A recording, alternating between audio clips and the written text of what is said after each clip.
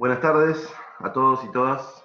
Para hacer una pequeña introducción, esta es la 12ª charla de un ciclo de charlas que la Dirección de Desarrollo Estudiantil de la UNRN ha propuesto. Y bueno, en este caso, los temas en relación a la alimentación los va a estar tratando Natalia Boyestrada, que es la directora de la licenciatura en nutrición de la sede atlántica. Obviamente, bueno, pedimos disculpas porque tuvimos un inconveniente con el envío de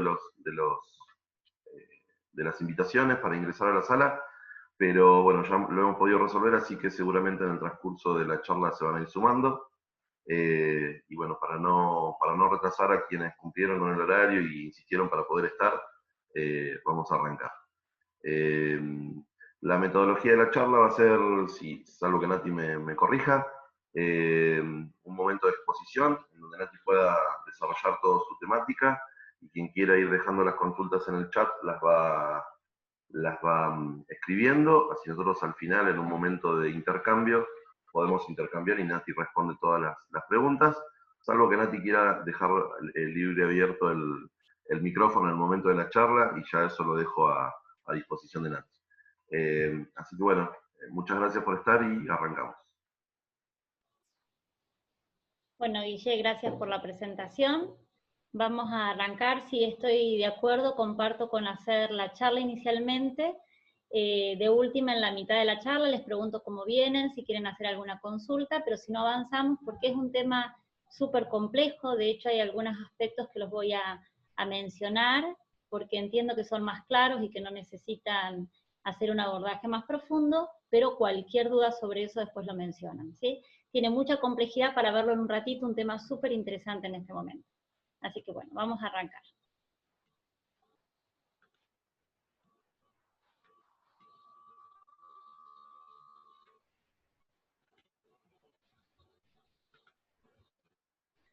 Bueno, el tema que nos convoca hoy entonces es la alimentación en tiempos desafiantes. Sí, a mí me gusta poner siempre este tipo de títulos y no en tiempos difíciles, porque nos creamos también desde el pensamiento y la comunicación, así que son nada más que tiempos desafiantes donde debemos aprender sobre cómo trascender estas situaciones. Y justamente la charla la quiero iniciar preguntándonos esto: ¿en qué rol nos paramos? ¿Sí? ¿Cuánto podemos hacer en lugar de esperar? Tristemente, con la enorme mayoría de las personas con las que nos encontramos, seguramente estén esperando que llegue la vacuna, ¿sí? Y nosotros no nos ponemos en un rol protagonista de este proceso, que es absolutamente determinante en el rol que nos pongamos para ver qué resultados vamos a obtener del mismo. Y entonces, si nos ponemos en un rol protagónico, ¿qué tenemos a nuestro alcance, qué tenemos en nuestras manos? Y nos informamos respecto de eso, o estamos en ese lugar pasivo solo de espera. Y lo primero que quiero decir, bueno, lógicamente en este tema lo que vamos a abordar es la inmunidad. Y respecto a la inmunidad, lo primero que tenemos que saber es que esto no se hereda, no está escrito en nuestros genes, lo construimos todos los días de nuestra vida con cada uno de los hábitos que tenemos. Ahora, si queremos construir inmunidad, ¿qué cosas les parece que son importantes? En primer lugar, la percepción es incluso más importante que la alimentación, que es el tema que nos convoca. Las condiciones del medio, y ahí vamos a hablar sobre alimentación alcalina. El cuidado de órganos vitales, súper importantes con la inmunidad, hígado, intestinos y microbiota. El estilo de vida, donde tenemos descanso, ejercicio, hidratación. Y es sobre este punto sobre el que vamos a detallar muy poquito, porque si bien podemos mencionar algunas cosas, está sobresabido que esto tiene un impacto en nuestra inmunidad, y nutrientes que son inmunoestimulantes. Hay nutrientes que son macronutrientes y otros que son micronutrientes, pero todos exactamente igual de importantes y tienen un rol determinante para mejorar nuestras defensas. Bueno, ¿por qué en primer lugar percepción? La biología es súper simple. Para quienes no saben, biología significa la lógica de la vida, y nosotros venimos a ser como la versión más evolucionada del ser biológico, ¿sí? El ser humano es la versión más evolucionada, pero venimos hace millones de años adaptándonos al medio para sobrevivir. Y de esto se trata, ¿sí? Nuestras células, lo que hacen, la vida biológica, lo que hace es leer el entorno y ajustar su genética en función del entorno, para adaptarse y sobrevivir. Y fíjense en la percepción que nosotros estamos teniendo en este contexto actual, la información que recibimos es totalmente amenazante. La función del cerebro es entonces convertir el pensamiento en biología. Esa percepción, saben que las células, todas las células vienen de una célula madre. Voy a contar estas generalidades para quien no se dedique a algo totalmente distinto a la biología o a la medicina. Todas las células del cuerpo surgen de una célula madre. Esa célula madre inicial tienen distintos tipos de funciones o capacidades, se llaman totipotenciales, pluripotenciales, multipotenciales o unipotenciales, es decir, y tienen, pero la célula madre es siempre la misma, genéticamente son idénticas, sin embargo estas células madres se van a diferenciar en distintos tipos de células. Es de la misma célula que se genera una célula nerviosa, una célula muscular, una célula epitelial, una célula inmune. Todas las células derivan de una célula madre y todas son absolutamente idénticas. El tema es que lo que hace que una célula sea una y la otra sea otra, morfológicamente y funcionalmente, es el tipo de genes que se encienden en ese ADN. Es decir, que la percepción que nosotros tenemos del mundo es lo que va a encender o apagar a nuestros genes. Muchos sabrán que nosotros nos podemos hacer un estudio genético y entonces podemos conocer a qué somos potencialmente predispuestos, que tiene que ver justamente con cómo se han adaptado nuestros ancestros. Entonces, podemos ver incluso hasta las habilidades para hacer un deporte o factores biológicos, generalmente se hace en búsqueda de si somos más predispuestos o no a determinado tipo de enfermedades, y eso está escrito en nuestros genes. Pero que esté escrito no significa absolutamente nada, esto no nos condiciona, no somos como víctimas de nuestros genes, sino que somos maestros, nosotros podemos modular estos genes en función del estilo de vida que tengamos. Súper, súper importante es esto, ¿sí? Tengamos claro que todas las células vienen de una célula madre, y que entonces, en función de la percepción que tengo, va a hacer que se diferencien en unas células o en otras células, en función de la necesidad. Ahora, nosotros vivimos en este momento en una situación de estrés, de amenaza o de alerta permanente, donde lo que escuchamos en forma constante, sea a través de la tele, de pares, en espacios de trabajo, en lo que fuera, es que hay una nueva ola acá, más allá, o que hay personas que aún teniendo los anticuerpos se vuelven a contagiar, bueno, etcétera, etcétera. Y toda esta información la recibimos en condiciones de aislamiento, sin capacidad de encontrarnos con pares, de abrazarnos, de besarnos, en una cultura donde es súper importante. Entonces el impacto que tiene es totalmente diferente. Y en esto que les digo la importancia de la célula madre, cómo se diferencia, fíjense que como seres biológicos, si nosotros nos pensamos primitivamente como un animal en una situación de estrés deprime nuestra inmunidad. Deprime la inmunidad, pero esa situación de estrés, porque viene un depredador, dura segundos, e inmediatamente se redirecciona. Pero si nosotros estamos, no saqué la cuenta, pero debemos ir 8 o 9 meses en esta situación de estrés, 24 horas, los 7 días de la semana y todos estos meses, es imposible que podamos fortalecer nuestra inmunidad. El cuerpo tiene, estas células madres tienen siempre que priorizar y hacer lo más importante. Ustedes imagínense si están en su casa y la casa se prende fuego, si se ponen a planchar, o si se van al patio a jugar con una de la pelota. Siempre hacemos lo urgente. Y si nuestro cuerpo entiende que hay una situación de amenaza, no puede hacer lo importante, hacer lo urgente, ¿sí? Entonces, cuando las condiciones son prósperas y nosotros estamos en un estado de equilibrio, se generan hormonas de crecimiento, el cuerpo funciona de manera perfecta, crecemos, nos desarrollamos, etc. Pero cuando nosotros estamos en una situación de estrés, todo esto cambia. Se inhiben las hormonas de crecimiento, se inhibe la inmunidad y se estimulan los procesos inflamatorios, ¿sí? Esa diferenciación de las células madres a células inmunes, entonces decrece, nuestra inmunidad baja. Y como en este contexto esto perdura en el tiempo, no se redirecciona la actividad, entonces nosotros mismos nos ponemos en peligro. Esto es lo primero que debemos saber. Debemos corrernos de esa situación de estrés, que muchas veces sin querer la buscamos o la alimentamos. En segundo lugar, es las condiciones del medio. Bueno, esa célula crece, esa célula madre se diferencia, como dijimos, en cualquier tipo de célula, muscular, epitelial, nerviosa, lo que fuera, pero ahora la célula vive en un medio. Las células viven en un líquido extracelular, la linfa y la sangre. Y depende de las condiciones de ese medio, de si puede dar lo mejor de sí misma o no. Si en ese medio hay oxígeno, nutrientes, enzimas, si permite una buena polaridad en la membrana celular, hay una buena comunicación intercelular, entonces esa célula va a vivir en condiciones prósperas y va a poder dar lo mejor de sí misma. Ahora, cuando el medio se vuelve acidificante, hay carencia de oxígeno, estamos en una situación de estrés, el medio se vuelve sucio porque quizás los órganos que se ocupan de la eliminación no funcionan, y entonces ese medio, en lugar de estar limpio, oxigenado, con carga enzimática, nutrientes, etc., está denso, turbio, gelatinoso, sin oxígeno y sin nutrientes. Entonces, la célula, en el intento de sobrevivir, muta, cambia su función o cambia su estructura, porque el ambiente es hostil, y nada más que por instinto, ¿sí?, de supervivencia, muta para poder resolver esa situación. Es decir, que las condiciones del medio, cómo tenemos nuestro medio interno, cómo cuidamos nuestro medio interno, para que esas células que se han diferenciado puedan dar lo mejor de sí mismas, también va a condicionar nuestra inmunidad. Y entonces cada uno piense, ¿cómo cuido mi medio interno? ¿Sí? Imagínense que el pez es la célula, que está en ese líquido extracelular, ¿y cómo está ese ambiente?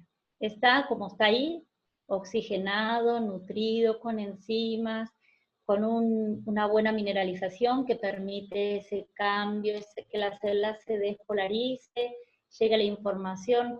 La información, nuestro impulso eléctrico, cada uno de nuestros pensamientos y emociones, no llega uno a uno a cada célula, llega a ese líquido extracelular. Y de ahí se transmite el impulso eléctrico que va a despolarizar a la membrana, a permitir que la información llegue, y luego se va a repolarizar y continuar el equilibrio. Ahora, ¿mi medio interno está así o mi medio interno está como el otro? Entonces, depende de nosotros y es nuestro compromiso cuidar nuestro medio interno. ¿Qué genera acidez? Es una palabra bastante conocida, seguramente muchos habrán escuchado hablar de acidez metabólica o alcalinidad. Y esta acidez no es la acidez gástrica, es una acidez metabólica, que habla del pH, que es el potencial de hidrógenos que está en nuestro medio interno. Y eso es determinante, es súper importante para hablar de acidez o alcalinidad en el medio. Entonces, ¿qué genera acidez?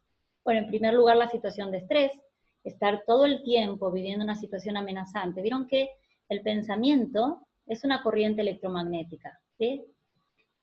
Y eso se traduce inmediatamente en el espacio intersináptico entre dos neuronas en lo que llamamos un neurotransmisor. Es una molécula de emoción.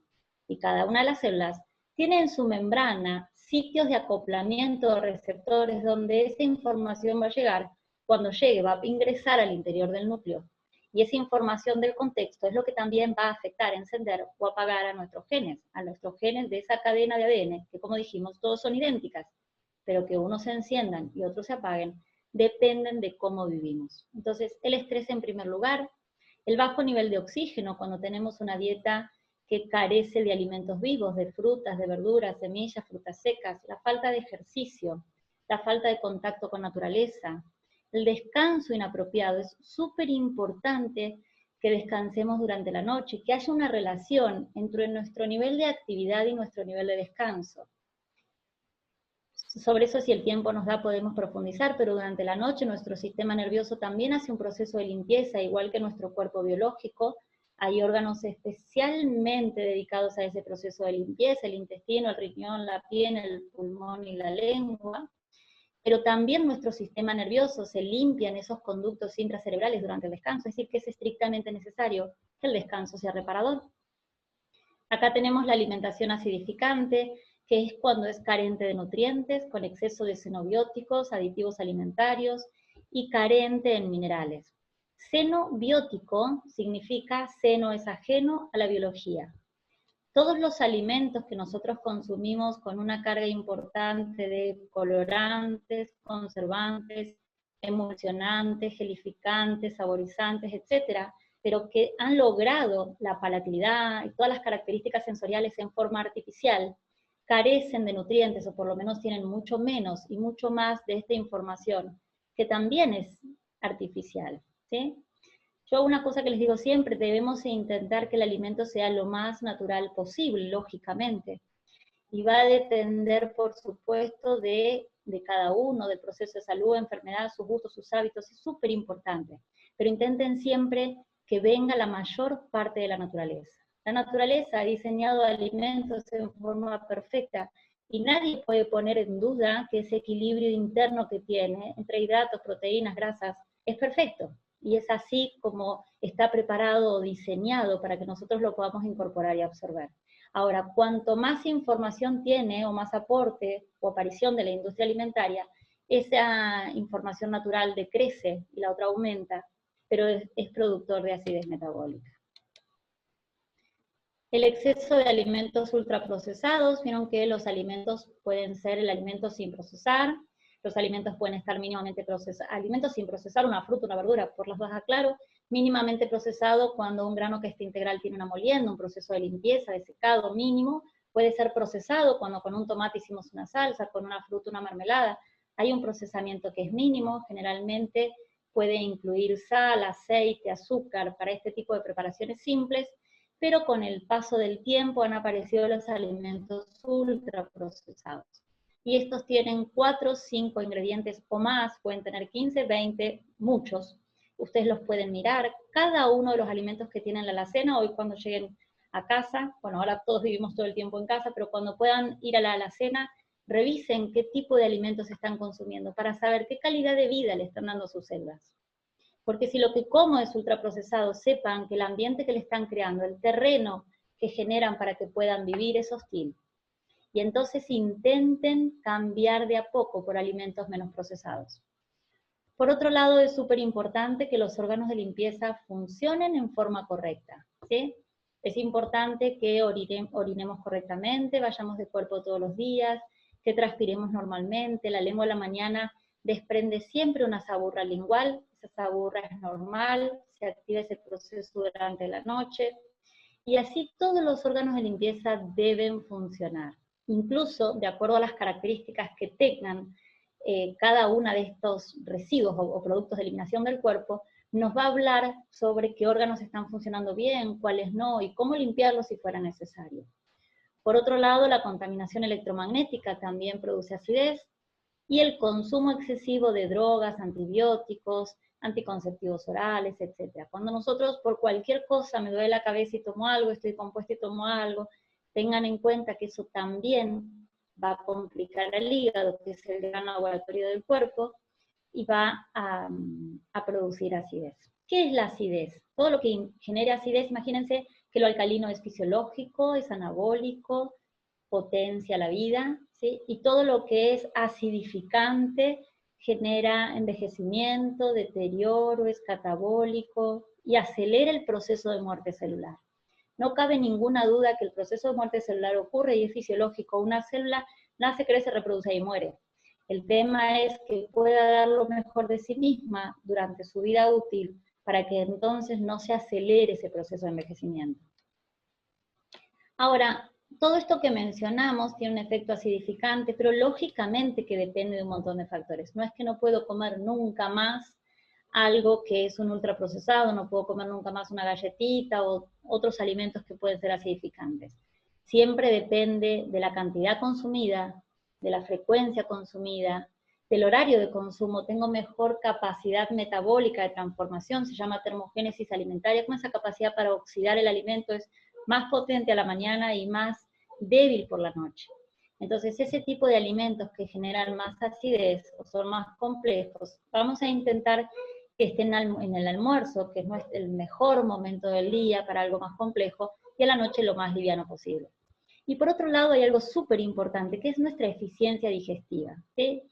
Yo digo esto, no somos lo que comemos, en todo caso somos lo que digerimos y ni siquiera termina ahí, somos lo que absorbemos y después lo que hacen las bacterias con ello, etcétera, etcétera. Pero si nos quedamos a nivel de digestión, siempre tiene que ver con cómo está mi capacidad digestiva. Nosotros, una capacidad digestiva que no esté funcionando en forma correcta, nos inhabilitaría a comer aunque sea miel, que es un alimento predigerido. Hay personas que comen súper liviano y sin embargo conviven con procesos inflamatorios, con cuadros digestivos o una salud intestinal que es insana. Es decir, que todo depende en primer lugar de la eficiencia digestiva y a partir de ahí, de eso que es acidificante, cuánto consumo, cómo lo combino, con qué frecuencia, a qué hora, y que por otro lado haya la mayor cantidad de alimento alcalino para contrarrestar el efecto acidificante del resto. ¿Qué sería entonces dentro de este punto, cómo conservar nuestro medio interno? ¿Qué sería una alimentación alcalina? Es una alimentación rica en cereales y legumbres integrales, verduras maduras y de estación, frutas de estación, la banana es una de las, y el melón son las frutas más alcalinas, las frutas secas, las frutas desecadas, las semillas, los aceites siempre que sean de primera prensada. No que los aceites, la naturaleza, si ustedes los observan, los ha ofrecido para su consumo, siempre vienen en una vaina, tienen una cáscara, que eso los aísla, les conserva la humedad, la temperatura y el contacto con el oxígeno. Es que todos los aceites que son de origen vegetal son sensibles a estos elementos. Son sensibles al oxígeno, es decir, que con oxígeno se oxidan. Son sensibles al calor, es decir, que cuando lo caliento se oxida. Y son sensibles al contacto con la luz, por eso están ahí oscuritos, porque si no se oxidan. Y si se oxidan, no nos permite aprovechar esos nutrientes que aportan.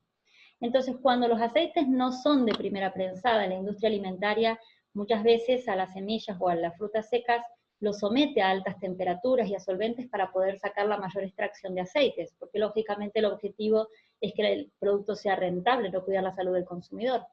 Entonces, tenemos que buscar que los aceites sean de primera prensada. Cuando son así, son alcalinizantes, de otra manera son acidificantes. Hierbas de producción orgánica o libres de agroquímicos y especias de producción orgánica o libre de agroquímicos. Todo esto es siempre lo mejor posible. La realidad es que no es fácil encontrar alimentos libres de agroquímicos. Bueno, aquellos que consigamos los vamos a incorporar y aquellos que no, nos tenemos que relajar, ¿sí? Yo digo siempre que, por eso puse en primer lugar esta situación de cómo percibo la alimentación que llevo adelante. Si yo quiero hacer una alimentación, pero de ahora en adelante se me ocurre que todo tiene que ser orgánico, pero no consigo las cosas, y entonces estoy bajo tensión, y siento que si como lo que no es orgánico es amenazante, de ninguna manera puede generar salud. Lo que yo como tiene que producir placer, y tengo que transmitir una información a mis células de que esto asegura la vida. Porque el cerebro, por sobre todas las cosas, lo que hace es buscar aquello que asegura la vida. ¿Sí? Todo el resto de las funciones son secundarias. Por eso es que hicimos el ejemplo con esto de si viene un depredador. ¿No? Lo más importante es asegurar la vida. Si eso está asegurado, todo el resto de las funciones, es decir, todo el resto de la diferenciación celular es posible. Si no, no. En tercer lugar, cuidado de los órganos internos.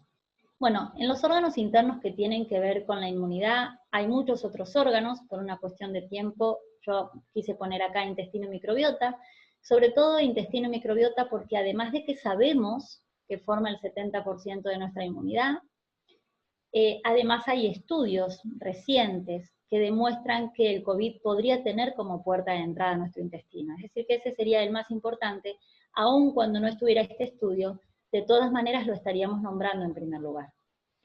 Y el hígado en segundo lugar porque colabora con nuestra inmunidad y por otro lado porque es el gran órgano de detoxificación en el cuerpo, el gran laboratorio del cuerpo, aquel que termina de completar el metabolismo de hidratos, proteínas y grasas, que las utiliza cuando las cantidades que hay son suficientes, que almacena cuando lo que hay está de más, que, bueno, lo que pone en funcionamiento como el director de la orquesta que conserva el equilibrio en el cuerpo es el hígado, ¿sí? Y en esta función que se llama de detoxificación o de biotransformación, tengan en cuenta que es súper importante porque cuando el hígado no funciona, lógicamente que genera como consecuencia más acidez metabólica. todo lo que nosotros comemos, macronutrientes, tenemos hidratos, proteínas y grasas. Se llaman macro porque se consumen en grandes cantidades y tienen grandes estructuras moleculares.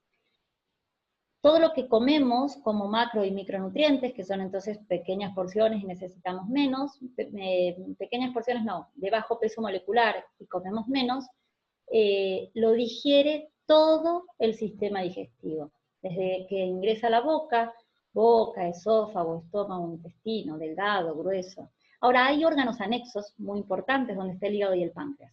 El hígado es el que se encarga, sí completa este proceso, pero además todo lo que no es macro o micronutrientes va al hígado para que lo metabolice. Por eso el hígado es el que se encarga de metabolizar antibióticos, medicación, xenobióticos, aditivos alimentarios, todo recae en él. Es un hígado que no funciona, ¿sí? Implica como consecuencia una acidez metabólica.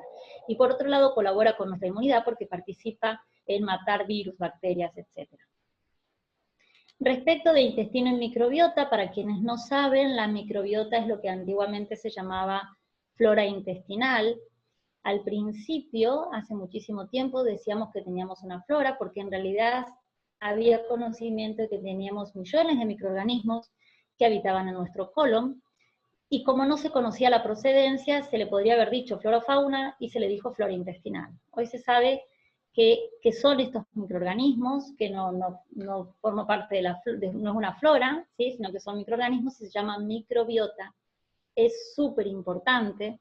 Tenemos nuestra microbiota está formada por millones de microorganismos, mucho más que células humanas. Estamos mucho más conformados por microorganismos que por células humanas. Y como son tantos, y por supuesto ellos tienen un ADN microbiano, que se llama microbioma, es determinante en la expresión de nuestros genes, ¿sí? Este segundo genoma le genera un contexto a nuestros genes para que ellos se expresen, se enciendan o se apaguen, dando una respuesta u otra. Bueno, las actualizaciones sobre intestino y microbiota, ahora vamos a hacer un cortecito acá para ver si hay preguntas, es un tema que permite ahondar muchísimo. Yo me quiero centrar en esto porque como en realidad el tema que nos convoca es la alimentación en tiempos de COVID, compartir estas actualizaciones de un estudio reciente que lo que dice es que el virus podía llegar al intestino y ahí reproducirse. Y esto tiene que ver con que la entrada del coronavirus se produce mediante la unión a un receptor que se llama enzima convertidora de angiotensina 2. Y que si bien está en el árbol respiratorio, hay mucho más de este receptor en el sistema digestivo. Yo mencioné ahí la doctora Marina Torresani, es una nutricionista que es la directora de la Universidad de Buenos Aires, y bueno, al pie de publicaciones que se han hecho sobre este estudio que está publicado ahí, después si quieren se los puedo dejar a Guillermo para que se los comparta, ha hecho estas menciones, ella y Gabriel Vinderola, que también ahí compartí algunos de los extractos que él compartió. Bueno, como este receptor se encuentra en el árbol respiratorio, pero también en el sistema intestinal, podría ser esta la puerta de entrada. Y entonces si nosotros mejoramos nuestra microbiota, lógicamente que la barrera de defensa con la que se va a encontrar el virus va a ser mucho mayor.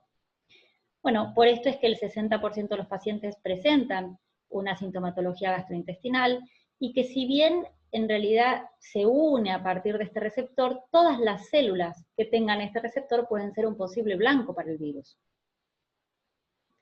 Gabriel Vinderola es un biólogo investigador del CONICET que estudia muchísimo sobre microbiota. ¿Qué demuestra entonces la evidencia? Que la microbiota es determinante en cómo podemos defendernos o no frente a la presencia, digamos, si nos toca transitar, porque si nos exponemos frente al virus, no es que una buena microbiota nos va a salvar de ninguna manera, pero sí nos va a dar mejor batalla si nuestra microbiota está preparada, fortalecida, si es diversa en microorganismos, que si no lo está. Es decir, que la alimentación tiene un rol determinante en la prevención del coronavirus. Bueno, lo que dice abajo es, ahora yo les puse una imagen para que ustedes vean cómo se encuentra la microbiota cubriendo el epitelio intestinal, Y cuando la microbiota es abundante y espesa, se hace todo un colchoncito que lo que hace es servir como sistema como barrera de defensa. ¿Mm? Bueno, estas son las del colon, se llaman colonocitos, esta capa que está acá se llama mucina, es como una mucosidad que genera el intestino, es natural y es beneficioso que esté, y por encima de la mucina se encuentra la microbiota, que fíjense qué enorme microbiota hay acá, y qué sistema de defensa ofrece cuando entra un posible virus. Esto no es una imagen que tomé de internet. Esto no es coronavirus, pero esto es frente al ingreso de un posible virus. ¿Y qué pasa cuando nuestra microbiota está débil? ¿Sí? Entonces es súper importante que nos ocupemos a través de la alimentación de reforzar la microbiota. Si nosotros en nuestro plato ponemos siempre el mismo alimento y en esos alimentos hay harinas refinadas y vivimos con fideo, pizzas, tallarines, tarta y milanesa, no vamos a tener los alimentos que necesita nuestro intestino para generar una buena microbiota, ¿sí?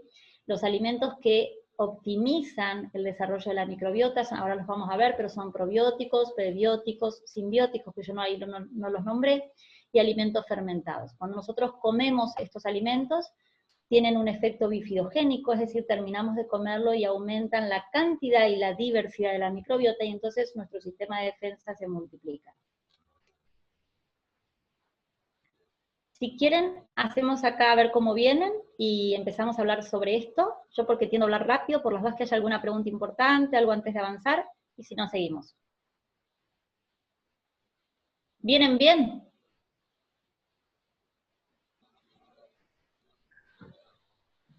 Por lo visto, sí. Bien. Hay una pregunta, Nati, en el chat. ¿Cómo podemos identificar los alimentos que contienen petróleo? Nos venden a nuestros niños. Bien. ¿Cómo lo podemos identificar en realidad?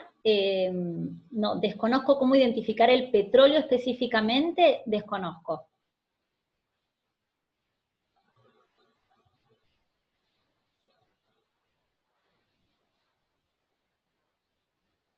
Bien. Bueno, si vienen bien, seguimos entonces. Bueno, entonces, ¿qué alimentación tenemos que llevar adelante para fortalecer nuestra microbiota? Es importante que incluyamos probióticos, alimentos fermentados, prebióticos, y yo ahí me salté nombrarles simbióticos, ¿sí? Que es muy sencillo. Seguramente todos están en conocimiento de qué son los probióticos, es un alimento que se estimula muchísimo el consumo en la actualidad, y son aquellos alimentos que tienen microorganismos vivos. Es decir, que cuando nosotros lo comemos tienen capacidad para atravesar todo el sistema digestivo, resistir la acidez del estómago y atravesar todo el sistema digestivo, los movimientos peristálticos, etc., llegan al colon y lo colonizan, ¿sí? El cuerpo de todas maneras tiene mecanismos compensatorios, lógicamente. Cuando nosotros comemos, por ejemplo, alimentos prebióticos que tienen este efecto bifidogénico que mencionábamos, aumentan la cantidad y la diversidad, van a atravesar, van a colonizar, pero inmediatamente aumentan. Y entonces ahí el cuerpo, porque siempre tiene que mantener el equilibrio, tiene que haber un equilibrio en nuestra microbiota, va a aumentar los movimientos peristálticos, los mismos jugos digestivos, van a hacer que se eliminen parte, por eso muchos microorganismos los eliminamos a través de las heces, para que siempre se conserve el equilibrio que debemos tener, que asegura la salud, el equilibrio de la microbiota intestinal. Bueno, los probióticos son cultivos que tienen microorganismos que sabemos que son viables, tienen mínimo un estudio científico, ¿sí? No es probiótico el kéfir, es un alimento fermentado. Nosotros los probióticos son alimentos que tienen algún estudio, que sabemos que siempre tienen determinados microorganismos que son capaces de formar determinada cantidad de unidades formadoras de colonia de esos microorganismos, que van a producir un beneficio que lo podemos extrapolar, es decir, lo produce este alimento, lo produce este yogur, pero si yo como el mismo yogur en otro momento, siempre, como tiene los mismos microorganismos y están estandarizadas las unidades formadoras de colonia, etcétera, siempre va a producir el mismo beneficio, ¿sí? Tiene una composición biológica entonces que es conocida, con beneficios reproducibles. En cambio, los alimentos fermentados no, tienen enormes beneficios. En principio, en primer lugar, lo que yo quiero compartir es esto: cuando nosotros comemos un alimento fermentado van a estar predigeridos los macronutrientes, se consumen los azúcares, se hidrolizan las proteínas, va a haber una multiplicación microbiana, se van a producir ácidos orgánicos, ¿sí? Todos estos son beneficios que van a mejorar la digestibilidad del alimento. Todo aquello que mejore la digestibilidad va a significar que esos principios nutritivos que estamos incorporando sean biodisponibles. Hay muchas veces que los nutrientes que tienen alimentos están bárbaros en el envase, pero que cuando nosotros los comemos no son biodisponibles, no quedan libres para ser absorbidos en el cuerpo, y eso depende de la digestibilidad. En los alimentos fermentados se mejora la digestibilidad de un montón de alimentos, ¿sí? Ahora, sin embargo, puede tener microorganismos viables o no, y puede tener distintos microorganismos. Yo puedo hacer kéfir, que va a tener distintos microorganismos si lo hago en un agua con cítricos, en un agua con manzana, en un agua con frutilla, en un agua con pasas, con dátiles o con lo que fuera. Siempre pueden ser distintos microorganismos, incluso algunos pueden ser viables y otros no, es decir, que logren atravesar todo el sistema digestivo para colonizar el colon o que no lo hagan. Y por otro lado, no tienen una base científica. Nosotros sabemos, o sea, de base no podemos anticipar los beneficios que tiene, y mucho menos podríamos extrapolar a que el kéfir va a tener siempre los mismos beneficios, porque los microorganismos que habitan en ese alimento fermentado pueden variar en cada una de las veces que lo repita. Como alimentos fermentados tenemos el chucrut, son alimentos que súper interesantes de incluir en la alimentación, ¿sí? Un desafío para las guías alimentarias que puedan a futuro tener los alimentos fermentados, kéfir de leche, kéfir de agua con distintas frutas, kombucha, pero cada uno de estos va a tener distintos microorganismos en cada una de las oportunidades que lo hagan. Masa madre. Y también hay alimentos que son fermentados, pero que no tienen microorganismos, por ejemplo, los alimentos enlatados, las conservas, aquellos que son tratados térmicamente, que son horneados, ¿sí? Lógicamente se destruyen por el calor, y hay otros alimentos que están fermentados, que desarrollan microorganismos, pero que luego se eliminan los microorganismos, como en el caso del vino y la cerveza. Los prebióticos son aquellos sustratos, sería como, imagínense, el alimento del probiótico, ¿sí? Lógicamente estos microorganismos para vivir necesitan un sustrato, un alimento, que es el que van a fermentar, van a producir a partir de esa fermentación ácidos grasos de cadena corta, que son los que aportan enormes beneficios para la salud. Entonces los prebióticos son el sustrato elegido selectivamente por los microorganismos, ¿sí? Que van a estimular el crecimiento y la diversidad. Y cuando estos se vean fortalecidos, lógicamente van a producir beneficios en el huésped. Imagínense que los microorganismos, nosotros, el ser humano y los microorganismos que habitan en nuestro colon, tenemos un fin evolutivo en común. Ellos, los microorganismos, están mucho antes que nosotros, y a cambio de comida y hospedaje, porque nosotros, digamos, habitan en el colon, les damos comida permanente, también les damos un pH, mejor o peor, condiciones de agua, de humedad, temperatura, etcétera, a cambio de esa casa de comida, nos ofrecen enormes beneficios para la salud. Producen ácidos grasos de cadena corta que previenen las enfermedades metabólicas. Cada vez hay más evidencia científica de cómo previenen el sobrepeso, la obesidad, la resistencia a la insulina, la hipertensión, etcétera. ¿Sí? Porque ahora estamos enfocados todo en inmunidad, pero la realidad es que mejorar el desarrollo de nuestra microbiota tiene enormes beneficios, ¿sí? En un montón de aspectos determinantes de nuestra salud. Bueno, ¿y dónde se encuentran los prebióticos? Se encuentran las pectinas. Fíjense que es súper sencillo de incorporarlas, en la manzana y en la zanahoria cocida. Puede haber en la zanahoria cruda, que sea cocida no es estrictamente, no es determinante. El tema es que en la zanahoria cocida, las pectinas están más disponibles para los microorganismos. Imagínense, vieron que, bueno, la fibra se divide en dos. En soluble, se llamaba antes, hoy insoluble, ahora ese término ha cambiado, se dice que es fermentable o no fermentable. Y fermentable es aquella que puede ser fermentada, que sirve de sustrato para los microorganismos. La insoluble es aquella que forma parte de las paredes celulares, y es una fibra mucho más, la fibra de por sí significa material indigerible, los humanos carecemos de enzimas para poder digerirlas, y la fibra insoluble es mucho más rígida. En cambio la fibra soluble tiene capacidad de absorber agua, formar geles, y es mucho más fácil para que los microorganismos puedan utilizar este sustrato. Cuando la zanahoria está cocida, entonces las pectinas quedan más disponibles para su utilización. Por otro lado, el almidón resistente tipo 2, hay 4 tipos de almidón resistente, se llaman 1, 2, 3, 4, bien sencillo. El almidón resistente tipo 2 está en la banana verde y en la papa cruda, que funciona como una fibra, ¿sí? El almidón, muchos sabrán o habrán escuchado que es lo que está en los cereales, es una cadena muy compleja, se llama amilosa y amilopectina, que cuando nosotros lo ponemos en agua para cocinarlo, esas cadenas se abren, le permite el ingreso del agua, resblandece esa estructura, permite la cocción y lo vuelve un alimento digerible. Cuando nosotros el almidón, por ejemplo, en el almidón tipo 3, agarramos una papa o agarramos unos fideos de trigo y los cocinamos, esa cadena amilosa de amilopectina se va a abrir, pero luego el frío la va a retraer. Y esa retrogradación que genera el gluten va a funcionar como una fibra, es decir, también va a ser indigerible por las enzimas humanas. Y entonces funciona como una fibra, es decir, el almidón resistente, todos los almidones resistentes, pero el 2 y el 3, que son los mencionados acá porque sirven de sustrato para la microbiota, terminan funcionando como una fibra. Y el tipo 3 es es papas, cereales y legumbres, que luego de que son cocidos se guardan en la heladera, ¿sí? Ese es un concepto que mucha gente lo conoce, porque la alimentación ha tenido durante mucho tiempo una época de auge en función del tratamiento para el sobrepeso y la obesidad.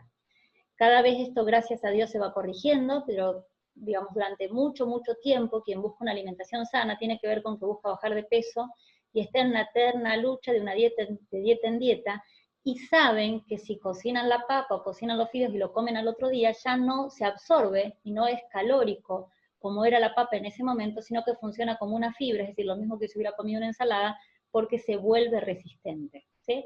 Bueno, ese mismo es el que le gusta a la microbiota y que cuando le ingresa este almidón resistente lo utiliza como sustrato para aumentar en crecimiento y en diversidad. Por otro lado están los mucílagos, que es la fibra soluble que se encuentra en las semillas de chía y lino. Esta fibra que cuando ponemos las semillas en agua, la cáscara externa, que es la insoluble, se resplandece, le permite el contacto al mucílago con el agua y forma ese aspecto gelatinoso. También están los betaglucanos, que se encuentran en la avena, cebada y los hongos, los fructanos, puerros, cebolla, espárragos, alcauciles, achicoria, los galactoligosacarios en lácteos y legumbres, el cacao puro siempre que sea un cacao puro, ¿sí? Es decir, no tiene que ser un cacao que tenga por lo menos 80% de cacao, y no todos los agregados tienen el resto de Entonces acá tenemos ejemplo de las pectinas, zanahoria, frutillas, manzanas, kiwi y banana.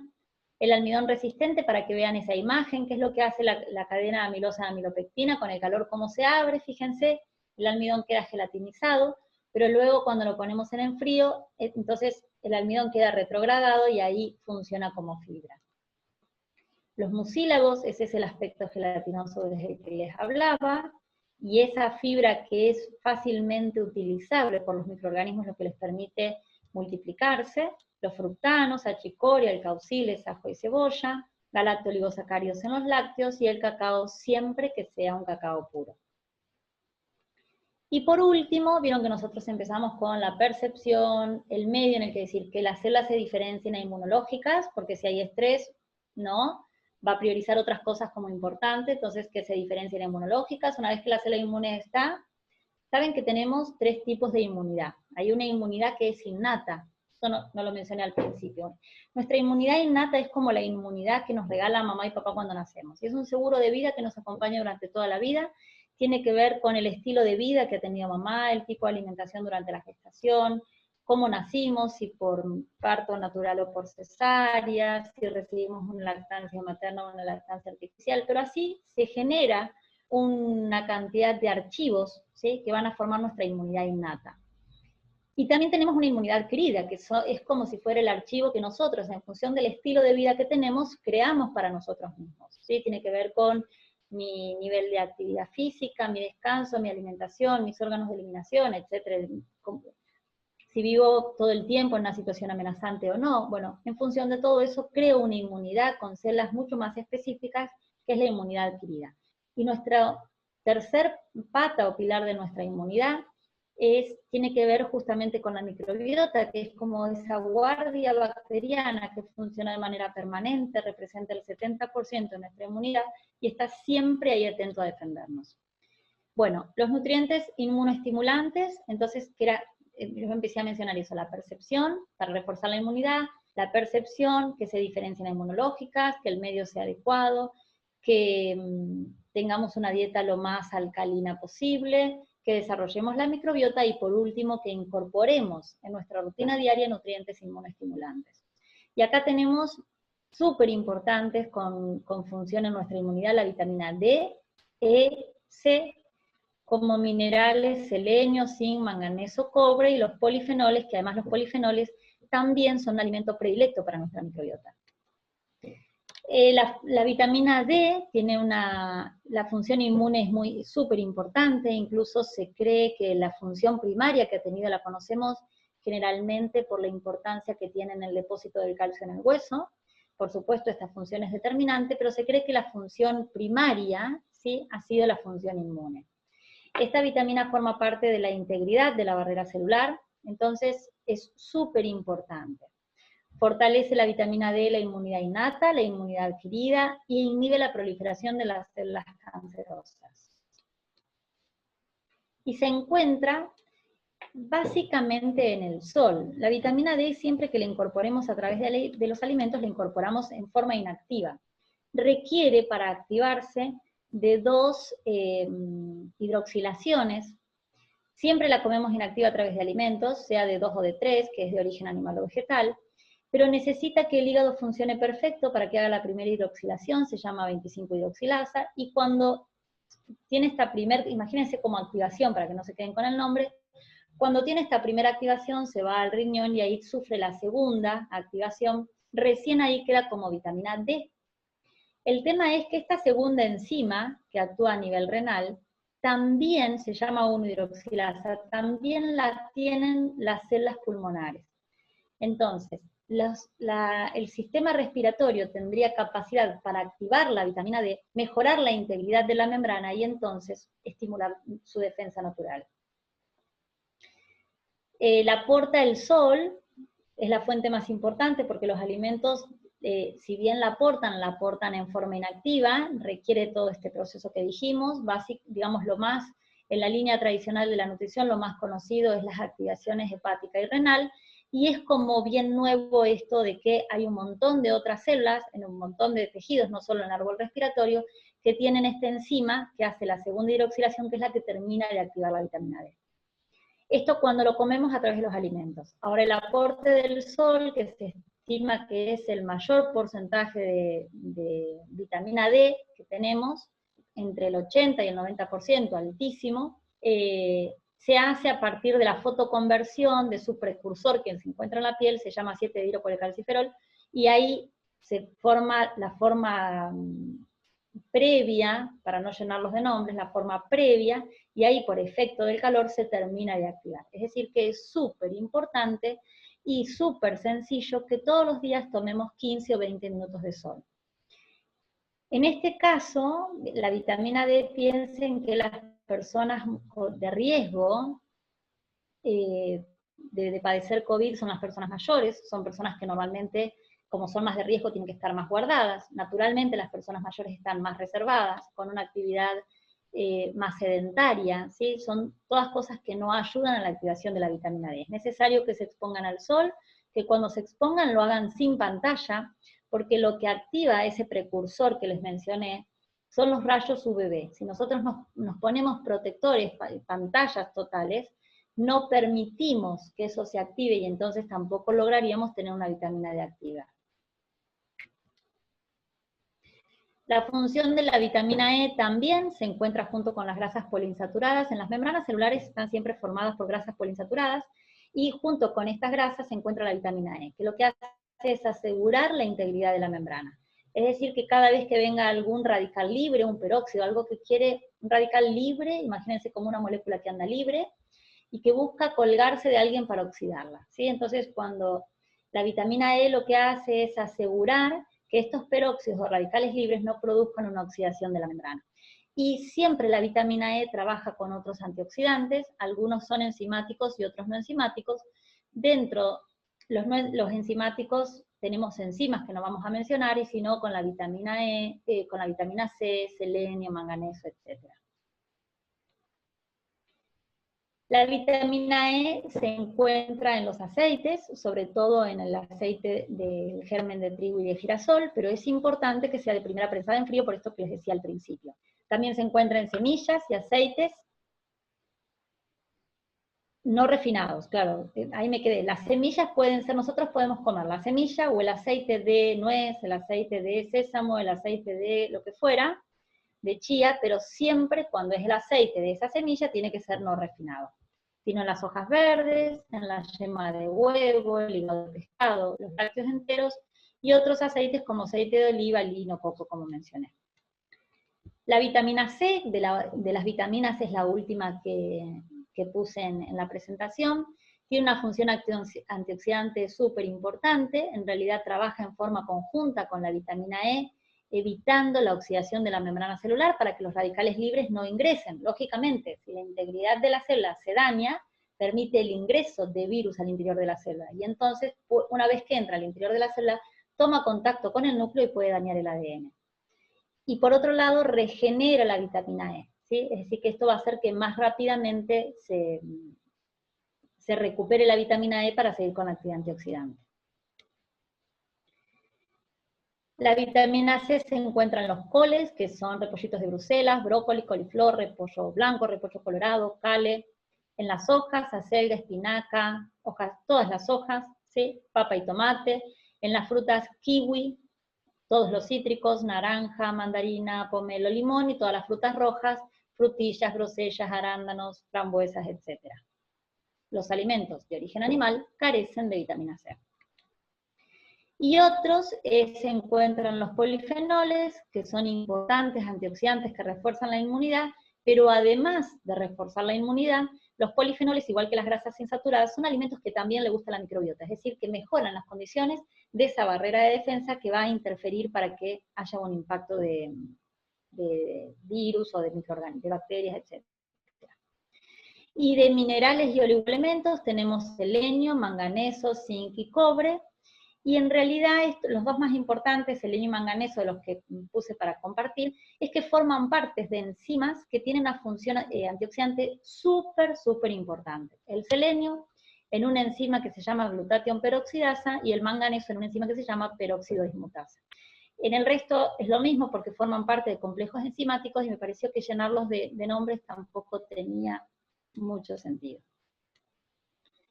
Bueno, de polifenoles, fíjense qué sencillo que es incluir polifenoles en la dieta: frutos rojos, cacao puro, frutas secas y un buen vino. ¿Sí? Con esto, por supuesto, hay que rotar, pero a lo largo de la semana, lo mismo que para tener una dieta alcalina, hay cereales, legumbres, frutas, verduras, son alimentos súper sencillos de incorporar.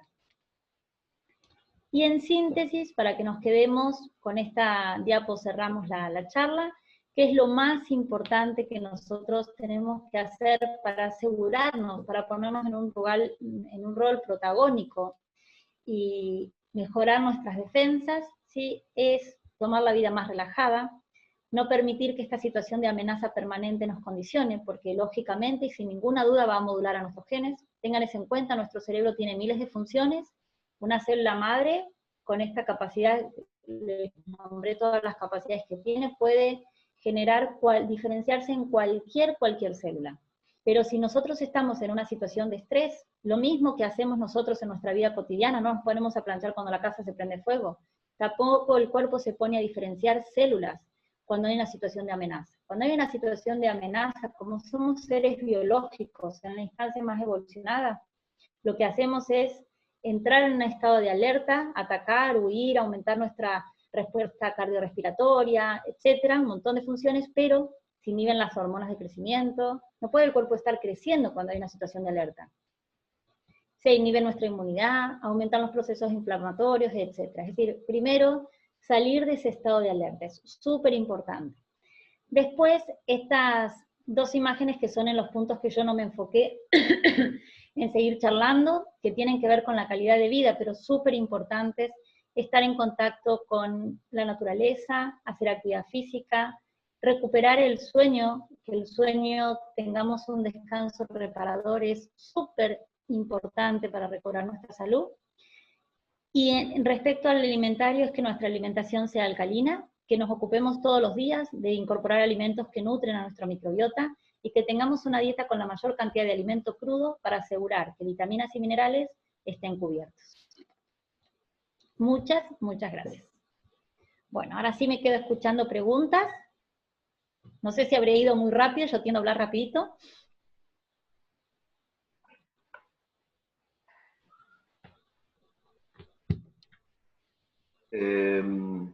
Vamos a ir habilitando micrófonos para que cada pregunta, porque algunas resultan algo específicas, que cada persona pueda expresarla y por ahí explayarse un poco más en la consulta que deseaba hacer. Emanuel Sí, Vela. hola, buenas tardes. No sé si se escucha. Sí, Se escucha perfecto. ¿Se escucha bien? Bueno,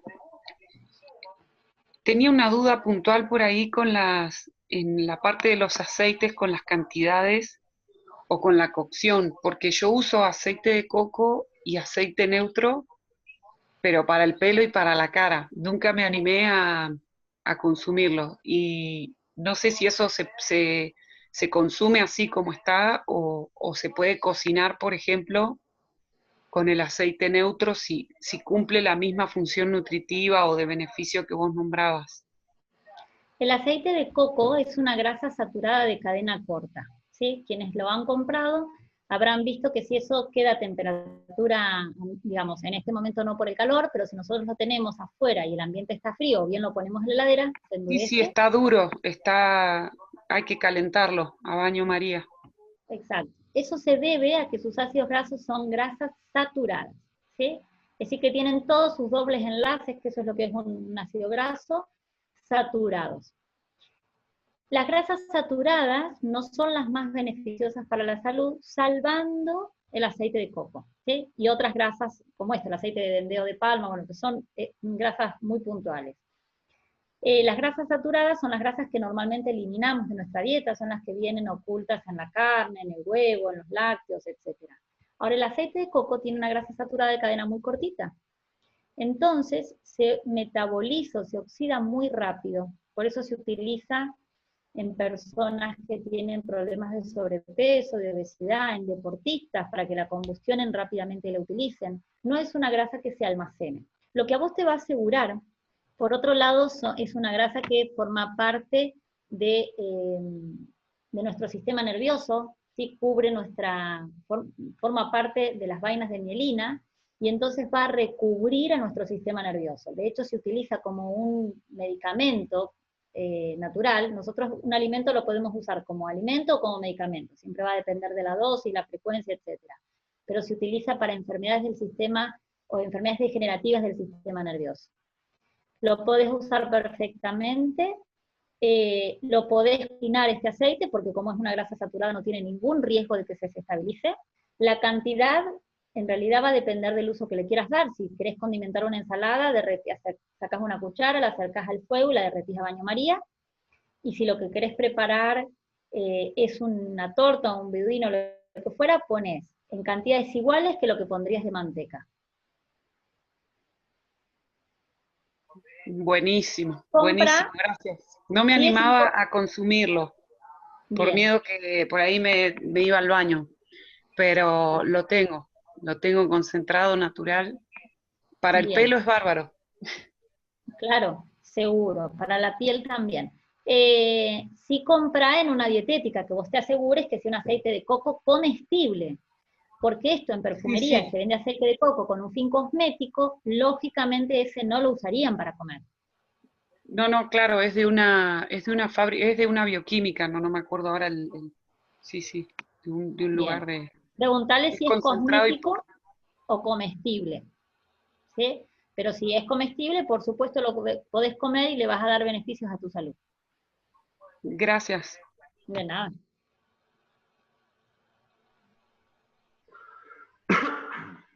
Manuel Vela, si está por ahí, puede activar el micrófono y hacer su consulta. Hola, sí, buenas tardes. Sí, mi consulta era sobre, más que nada, los frutos secos, estos aceites esenciales que tienen más omega 3, omega 6, omega 9 puede ser, que había ¿Sí? escuchado que son los que el cerebro no puede generar, entonces son tan necesarios, ¿no? Eh, y bueno, medir las cantidades, si están así. Bien. Sí, sí, es así. Todas las grasas insaturadas son esenciales, todo alimento que es esencial es porque el cuerpo no lo puede sintetizar. Y entonces requiere estrictamente que nosotros lo incorporemos a través de la dieta. ¿Sí? La mejor forma para incorporarla es en forma de frutos secos o semillas, porque en realidad cuando nosotros los compramos como aceites, sacando que lo compremos en una dietética, de frasco oscuro, de vidrio, porque eso es lo que asegura que no se oxiden, no tenemos seguridad de que sus grasas no estén oxidadas. Entonces lo mejor es comerlo como fruto seco o semilla. La cantidad depende mucho, como todo, de la individualidad, es decir, de tu estilo de vida, si haces ejercicio, si estás sano, si no estás sano, si, bueno, de un montón de factores, ¿no? Ahora, como generalidad empiecen por lo menos comiendo, si fueran almendras, una almendra pesa 1 gramo, no es nada. Entonces, imagínate que 10, 15 almendras habría que comer a lo largo del día, y las mariposas pesan entre 3 y 5 gramos, la media mariposa, que son los frutos secos que se comen normalmente. Todo el resto están alrededor de 2 y 3 gramos. Entonces tendrías que comer, si comes 15 almendras, más o menos 6 mariposas de nuez, o 6 a 8 castañas, o 6 a 8 avellanas. También la composición de los frutos secos es totalmente diferente. Las castañas, por ejemplo, tienen una composición química que puede llegar hasta el 70% en hidratos de carbono, por eso se utiliza mucho las castañas en preparaciones para hacer lácteos vegetales, cremas, etcétera, porque tiene grasas que van a dar esa consistencia que requiere un lácteo vegetal, ¿no? Pero son muy hidrocarbonadas. Y hay otras que tienen mucha mayor concentración en grasas, ¿sí? Pero promedio, quédate, que si es de almendras hasta 15, y si fueran las otras, entre 6 y 10 como máximo. Ok. En el caso de barritas, uno cuando mezcla todo, ¿no? Viene todo junto. También lo asimila el cuerpo, no sé, el cerebro. Sí, sí, perfectamente. Las barritas siempre intenten que no sean compradas en un kiosco, empiecen a observar qué alimentos incluyen en la rutina diaria que son ultraprocesados, ¿sí? Que tengan la menor cantidad de aditivos alimentarios, y entonces cómprenlas en las dietéticas, la pueden hacer ustedes, hacer una barrita de cereales es muy sencilla, y es importante que incluyan los cereales en su estado natural. Entonces que tengan copos de maíz, pero que no estén escarchados en azúcar, que sea un arroz inflado, y si es posible que ese arroz inflado sea maní, que tenga quinoa inflada, amaranto inflado, puede ser solo, puede ser con algarroba, pero que tengan siempre la versión más natural. Siempre una granola incluye algún cereal, algún fruto seco, que puede ser frutos secos o semillas, y tiene coco y alguna fruta deshidratada. ¿Sí? En esa fruta deshidratada puede haber higos, dátiles, pasas, etc. Lo pueden hacer tranquilamente, y si no lo compran, pero en un lugar lo más natural que se pueda. Muchas gracias. De nada.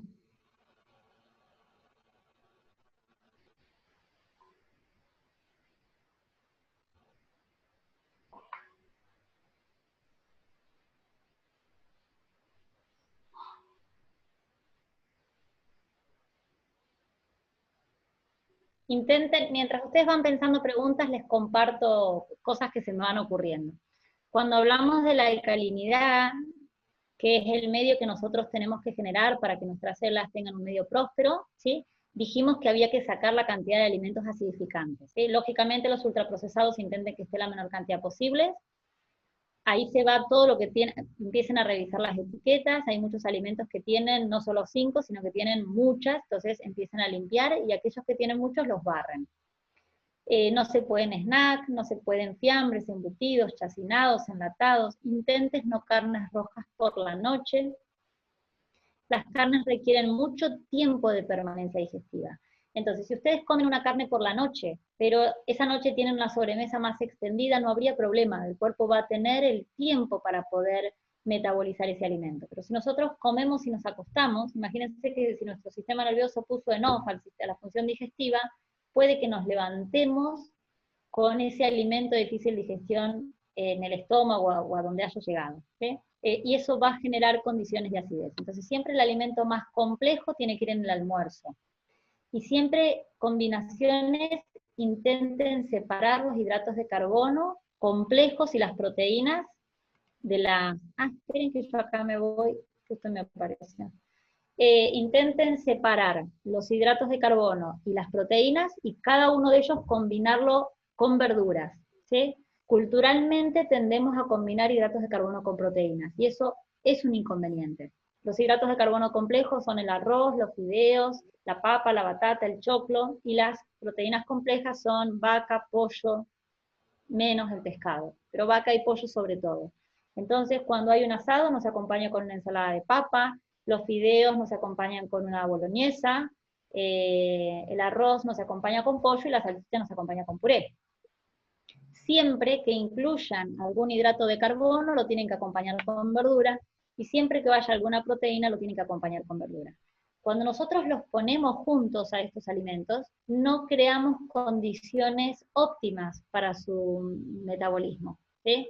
Porque los hidratos de carbono, cuando la ponemos en la boca, inmediatamente que un alimento ingresa al sistema digestivo, hay toda una cascada perfecta que se activa para poder metabolizarlo, ¿sí? Yo me puse un hidrato de carbono, imagínense como si un lector lee el principio nutritivo que hemos incorporado, y si detecta que es un hidrato, le avisa a las glándulas maxilares que genera amilasa salival.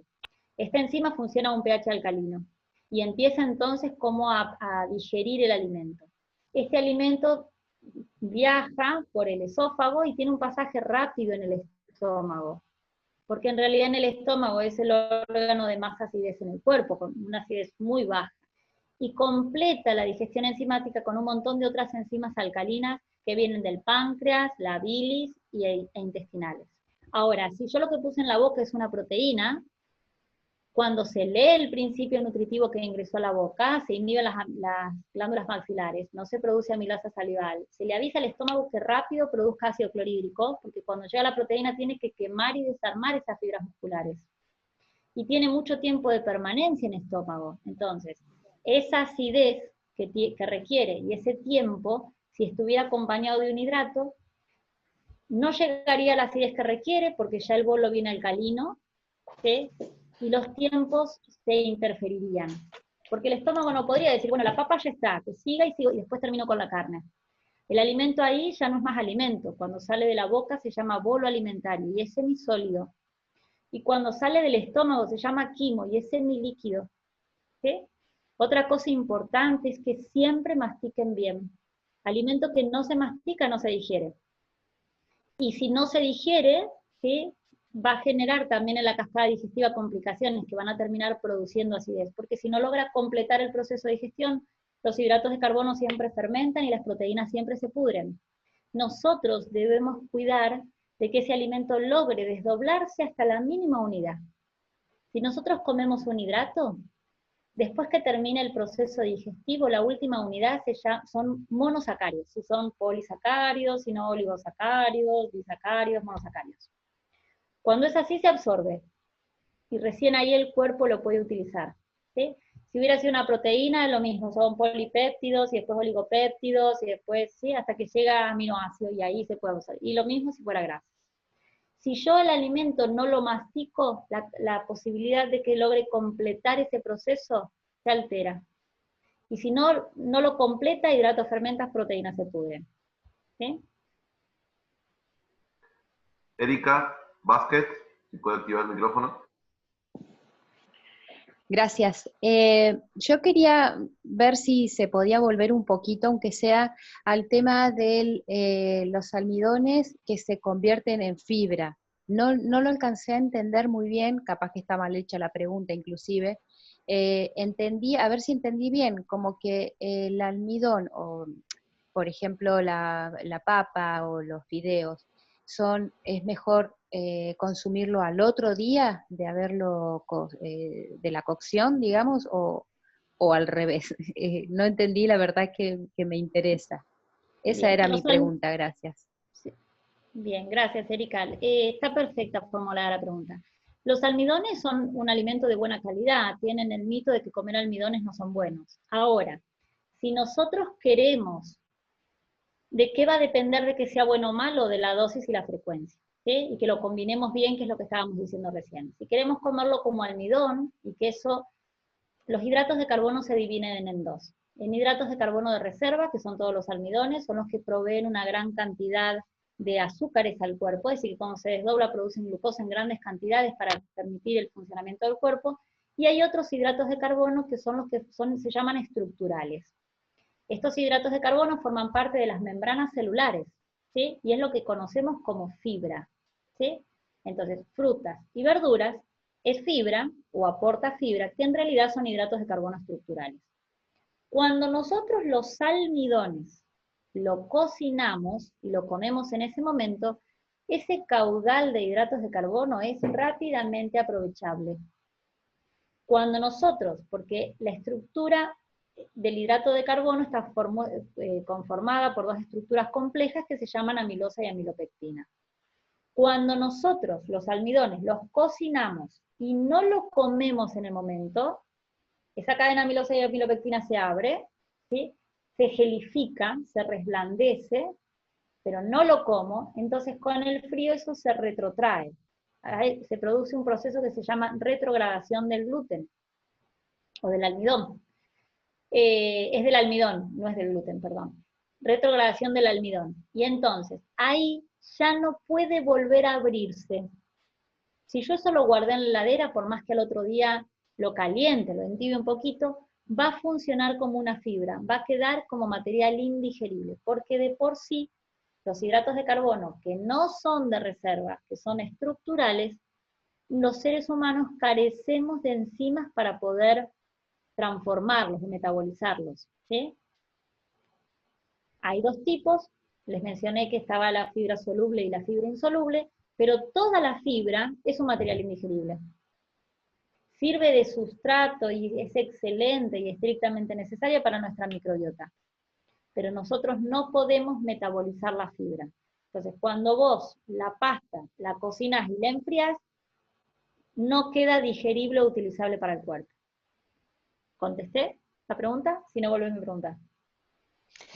Sí. O sea que entonces la recomendación sería no comerlo frío. La recomendación va a depender del objetivo. Si vos lo querés comer como, si yo me voy a hacer deporte y necesito tener un caudal de glucosa, me como los fideos recién cocidos. Perfecto. Si yo no quiero absorber esa glucosa y quiero alimentar mi microbiota o pretendo que el cuerpo tiene el depósito de glucosa, no estoy yendo a hacer una actividad física y quiero incorporar más fibra en mi dieta porque estoy haciendo una sugerencia alimentaria que sea cardioprotectora o lo que fuera, ¿no? Que implique aumento en la necesidad de fibra, lo cocino, lo enfrío y lo como mañana. Pero ninguno de los dos es malo, es el objetivo que persigue la alimentación lo que va a determinar comerlo de una forma o de otra. Ay, perfecto. Muchísimas gracias. De nada. María Andrea Goroso, ¿puede abrir el micrófono?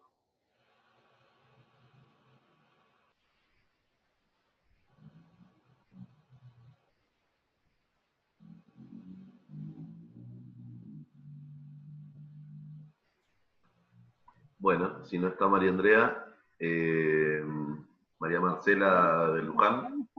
Estoy. Pensé que estaba apagado. Bárbaro. Bueno, muchas gracias por la charla, excelente. Mi consulta era que todo lo que está... Ay, espérame un chiquitín que no te escucho y tengo, a ver.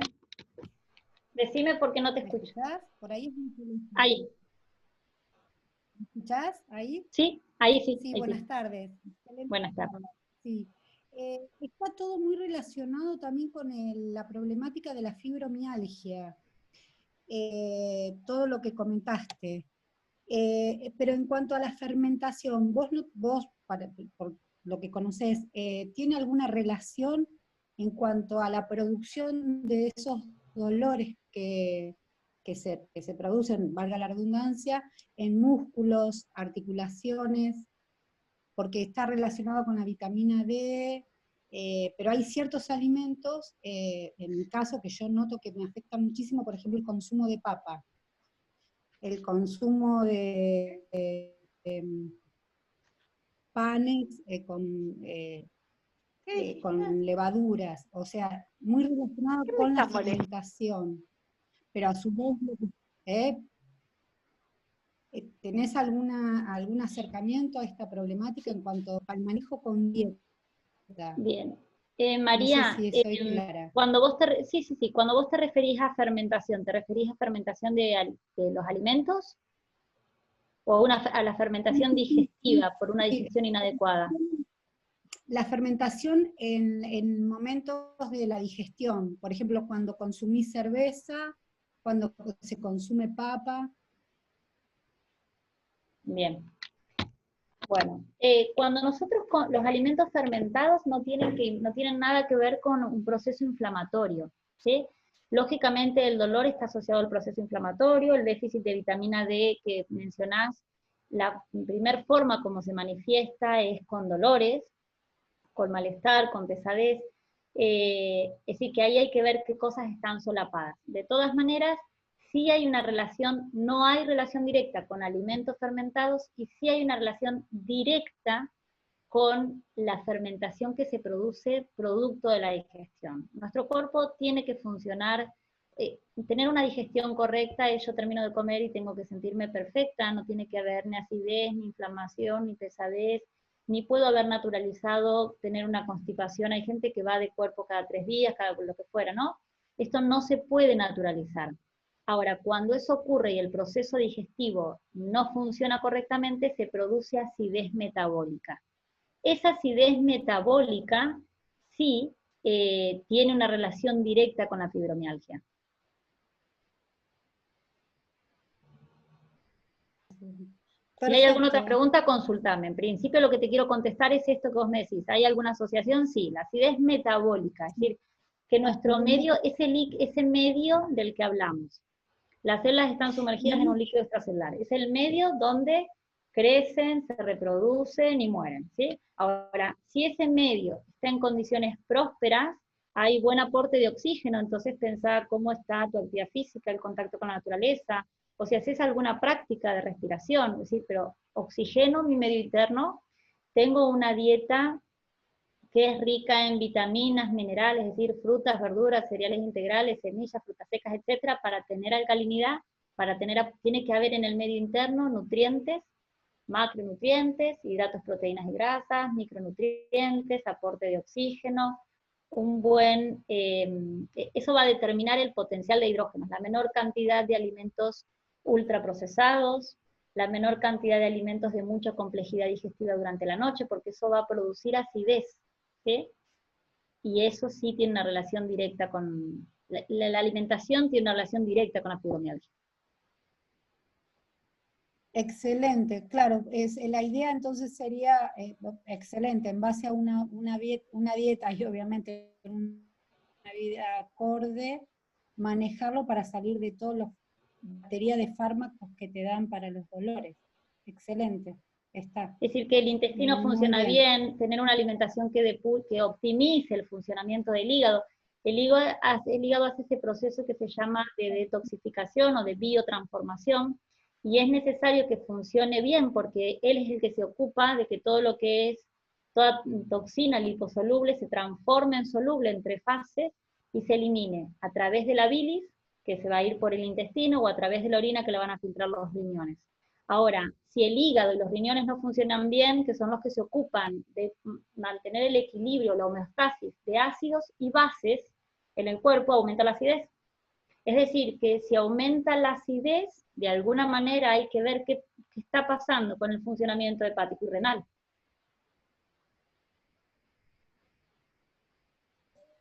Perfecto, sí, perfecto. Ahí está. Para mejorar el funcionamiento del hígado podés sumar coles, la mayor cantidad de manzana, limón, aceite de oliva. Sí. Perfecto. Perfecto. Bárbaro. Muchísimas gracias, muy amable. No, por favor. Excelente. Le damos el paso a María Marcela del Luján. Sí, muchas gracias, buenas noches. Bueno, ante todo, excelente, realmente me pareció, saqué muchas cosas importantes.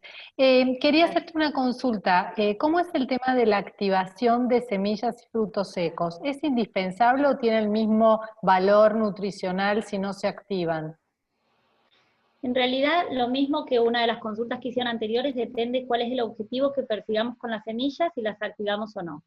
Cuando nosotros las activamos, lo que hacemos es activar el complejo enzimático. ¿Vieron cuando nosotros en la primaria, en la secundaria hicimos algún germinado, que lo dejamos en remojo y le damos condiciones de humedad y temperatura y le permitimos, como se activan las enzimas, a que esa semilla recobre la vida? Cuando nosotros hacemos lo mismo en casa, permitimos que se active el complejo enzimático. Y entonces nos aporta esta enorme ventaja. Los alimentos tienen nutrientes, lógicamente, macro y micro, y tienen enzimas que lo que hacen es asegurar el aprovechamiento de los nutrientes que traen, ¿sí? Ahora, o no asegurar, pero ayudar a optimizar la digestión de los nutrientes que traen. Cuando nosotros tenemos una dieta que es baja en alimentos crudos, frutas, verduras, frutos secos y semillas, muchas veces carecemos de enzimas vivas, y entonces el cuerpo las tiene que producir. ¿Esto es un problema para el cuerpo? No. Nuestro cuerpo sintetiza a partir de nuestra ingesta proteica todas las estructuras, anatómicas y funcionales. Es decir, genera el músculo, el hueso, los anticuerpos, los neurotransmisores, las hormonas, la célula, todo lo que es una estructura en el cuerpo, anatómico o funcional. Entre ellas enzimas. Pero estoy gastando, de alguna manera puede ser malgastando, las proteínas para hacer síntesis de enzimas alimentarias. Cuando si yo el alimento lo pongo en remojo, aseguro que el paquete enzimático va a estar activo para aprovechar los nutrientes que él mismo aporta. Si yo no lo hidraté, porque ¿qué pasa? Si yo soy más organizada, tuve distintas condiciones y me permitió activarlo, está bárbaro, pero si yo no pude activarlo, no tengo nunca que dejar de comer el alimento porque no lo activé. Si hay personas que con esto, el conocimiento de que mejor es si se activan, dejan de consumirlas un momento que les da hambre, llegan a la casa y como las almendras están secas, agarran un pedacito de pan con queso. No importa si yo no lo activé, si no lo activé de todas maneras voy a estar incorporando fibra, grasas de buena calidad, calcio, un montón de nutrientes súper importantes, solo que no va a estar el complejo enzimático activado. Bien, o sea que la recomendación depende de la ocasión, digamos. En la medida de lo posible, lo mejor es activarlo, pero eso no quiere decir que no se puedan consumir o que no aporten igual. Ok, muchísimas gracias. Gracias a vos. Bárbaro. Facundo Galarza. Hola, buenas noches. Buenas noches. Yo quería consultar el tema de qué se recomienda después de tener el COVID, qué tipo de alimentaciones fortalece lo que es para recuperación muscular o para fortalecer lo que es también la recuperación en actividad física. Para recuperar la masa muscular tendría que ser recuperar una alimentación enriquecida en proteínas, pero no proteica, ¿sí? Enriquecida en proteínas es que tenga un poquito más de proteínas de lo que podríamos haber incorporado en una dieta balanceada, donde macro y micronutrientes tienen adecuada proporción, etcétera, están todos completos, bien. Ahora, cuando yo tengo que aumentar más formación de masa, como dijimos recién, las proteínas hacen la formación tisular, voy a incorporar un poquito más de proteínas, pero eso no va a convertir la dieta en proteica. Una dieta proteica no va a ser buena para nuestra microbiota, va a ser altamente acidificante. Fíjense todo lo que desarrollamos a lo largo de la charla. Si la dieta es proteica, va a generar acidez, que dijimos que entonces va a crear un medio hostil, que es el medio que necesita la célula para poder expresarse de la mejor manera. Por otro lado, no es beneficioso en absoluto para nuestra microbiota, esa barrera de defensa que es súper importante. Lógicamente, si nosotros hay un virus y tenemos el receptor que mencionamos, va a ingresar, pero si nosotros ofrecemos una mejor barrera, va a haber una batalla que va a estar planteada diferente, ¿sí? Y entonces si la dieta es acidificante, va a destruir o va a deteriorar a nuestra microbiota. pero sí le voy a dar un pool más de aminoácidos para que pueda recuperar rápidamente. Y lógicamente esto tiene que estar acompañado de ejercicio, ¿sí? Es importante que siempre cuando nosotros queremos optimizar el funcionamiento de alguna de las masas, de lo que nuestro cuerpo está formado por tejido adiposo, muscular, visceral, músculo y óseo, músculo, grasa, vísceras y piel. Me parece que uno lo repetí, me perdí. Pero ahí esos son los 5. Si yo quiero optimizar el crecimiento, el desarrollo de uno de ellos, tendré que tener una alimentación específica, pero lo tengo que acompañar de alguna actividad específica, ¿sí? Entonces ahí, lentamente, en el caso de que tuvieras decaimiento o algo, empezar con algún ejercicio que le permita al cuerpo recuperar y conservar ese tejido. El músculo, adentro de las fibras musculares, nuestro cuerpo produce una enzima que se llama glucógeno sintetasa, que va a ir acumulando de a poquito el glucógeno que vos incorpores para ir abasteciendo de energía durante la actividad, ¿sí? Y eso te va a permitir cada vez mayor nivel de actividad para que puedas responder a esa demanda a nivel de tejidos, y entonces que puedas ir ganando masa muscular. Muy bien, y tenía otra consulta chiquitita que es, si tenés lo que es una patología como artritis reumatoidea, ¿qué es mejor? ¿Obtener lo que es vitamina D, vitamina E por suplementos o por elementos naturales, por comidas naturales? Siempre, yo en lo particular, sugiero siempre intentar cubrir con alimentos, ¿sí? Cuando no lo logramos cubrir con alimentos, ¿sí? Nuestra medicina es perfecta, lo que pasa es que siempre tenemos que agotar ante las instancias naturales, ¿sí? Es mucho más fácil buscar en el suplemento aquello que podríamos haber hecho con nuestros hábitos. Cuando nosotros conquistamos hábitos y los cultivamos, no solo vamos a estar incorporando el alimento, no es lo mismo comer vitamina C sola, que si viene acompañado de un alimento que tiene fibra, aporte enzimático, otras vitaminas y minerales, etcétera, etcétera. Cuando yo lo incorporo solo, está desnaturalizado, se ha extraído eso de un alimento, no va a tener el mismo beneficio para el cuerpo que si lo como dentro de la matriz intrínseca en la que vino. Entonces, primero intento que la fuente sea de origen natural. Pero si eso no lo cubre, lógicamente que la suplementación es una opción.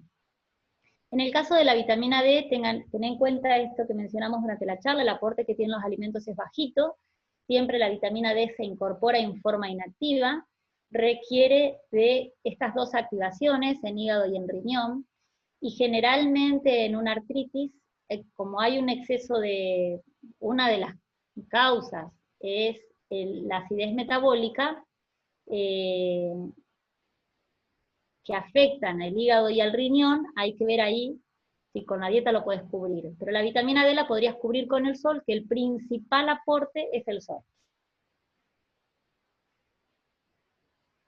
Bueno, muchísimas gracias. Muy buena la información. Muy amable. Gracias a vos. Nati, te paso un par de consultas de Curín, que no tiene micrófono, y bueno, leo las consultas que ha expresado. Pregunta la primera, si los alimentos probióticos y alimentos fermentados y los prebióticos son recomendables para personas con diabetes insulino dependiente. Sí, perfectamente. En realidad no cambia absolutamente nada. El paciente insulino dependiente lo que va a tener que hacer es controlar, y depende, hay diabéticos insulino dependientes con mayor sensibilidad o no a los alimentos que aportan hidratos de carbono. Pero en realidad este tipo de alimentos no tienen por qué, en el caso de los prebióticos, habría que evaluar la cantidad, sobre todo de fibra soluble, porque siempre llevan azúcares simples, las frutas tienen azúcares simples. ¿Sí? Un azúcar simple son los monosacáridos, esos que nosotros cuando lo incorporamos se absorbe rápidamente. Entonces esos habrá que medir, dependiendo del paciente, en qué momento comerlo, cuánto comer y con qué acompañar. Porque cuando nosotros incorporamos alimentos con azúcares, es importante la cantidad del alimento o de los azúcares que estamos incorporando, pero también con qué se acompaña, porque lo determinante es que la curva en la glucemia que produce cuando se absorbe no sea en forma de pico, ¿sí? Nosotros comemos y el hidrato de carbono se va liberando. Ahora, si ese hidrato que como lo acompaño con una fibra, con una proteína o con una grasa de origen vegetal que sea de buena calidad, la liberación de la glucosa, la absorción va a ser lenta, por lo tanto va a ser progresiva y no va a implicar un daño. Ahora, si yo me hago un jugo con 2 bananas y una naranja, esos azúcares simples se van a absorber de manera inmediata. ¿Por qué? Porque lo licué, es decir, que no va a haber trabajo mecánico para romper la fibra de la fruta, y además no está acompañado con agua, más que agua. Entonces, lo vamos a incorporar e inmediatamente va a ser un pico en la glucemia. Entonces, si se puede, en el caso de que haya menor tolerancia en la ingesta de los hidratos de carbono simples, en el caso de las frutas, haciendo referencia a los prebióticos, habría que ver cuánto y cómo combinarlo. Bien, la segunda consulta que hace es si se puede mezclar el aceite de girasol y el aceite de oliva. Sí, perfectamente, hay que combinarlos. Todos los días podemos elegir, el aceite de oliva es el único aceite que nosotros lo podemos cocinar, que tolera temperatura porque tiene un punto de fusión alto, entonces si hacemos alguna preparación que requiere agregar aceite durante la cocción, estaríamos eligiendo el de oliva. Si podemos evitar la cocción, mejor, pero entonces usaríamos, o para algunas cosas oliva y para otras girasol, o bien en la misma comida todos los días, porque aportan distintos ácidos grasos. Esos ácidos grasos que mencionamos, que son esenciales, porque el cuerpo no los genera y si nosotros no los incorporamos, tenemos carencias, ¿sí? Es necesario incorporar todos, omega 3, omega 6, omega 9, ¿sí? El aceite de girasol es fuente de omega 6, el aceite de oliva es fuente de omega 9. Bien. Florencia, si quiere abrir el micrófono y hacer su consulta. Sí, hola, buenas tardes. Buenas tardes. Mi consulta es si hay algún alimento que ayude a llevar mejor la premenopausia. Bien, específico. ¿Para qué síntoma? Son varios. Los calores, no descanso bien, es una mezcla, creo. Es como que se está empezando a sentir, y le he preguntado a un médico y me dijo, haz lo que puedas, pero no me dio ningún consejo, y digo, bueno, por ahí hay algún alimento que ayude a que los síntomas... La dieta tiene que tener siempre, en este periodo, tiene que ser más rica en legumbres, en semillas y en frutos secos, ¿sí?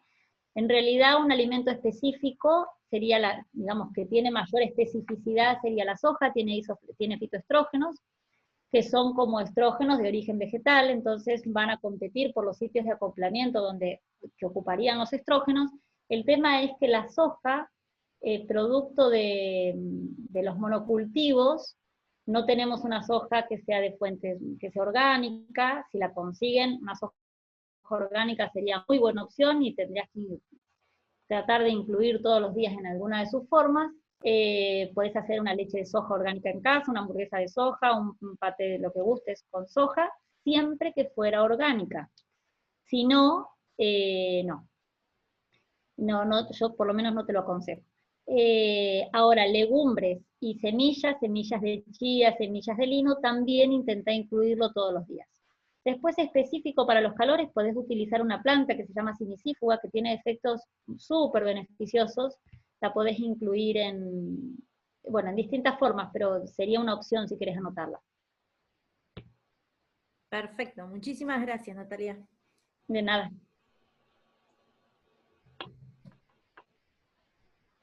Bueno, mientras aparece alguna consulta más para el final, voy pasando algunos avisos parroquiales que también fueron consultas en el chat.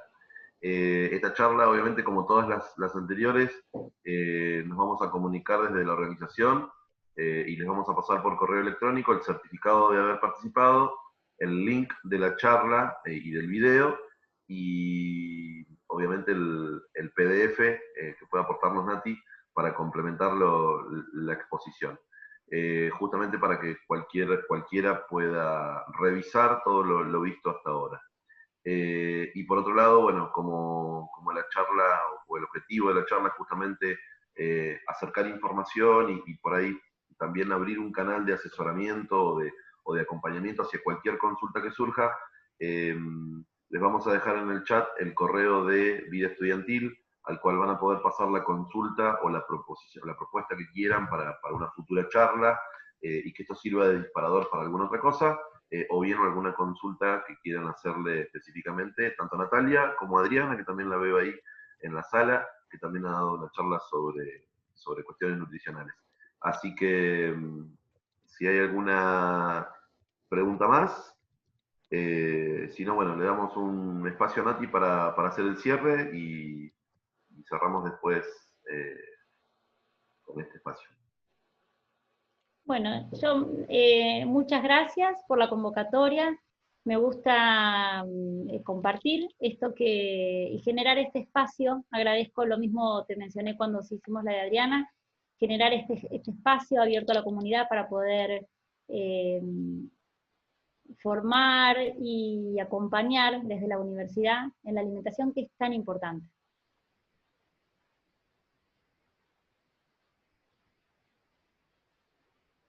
Muchas, muchas gracias.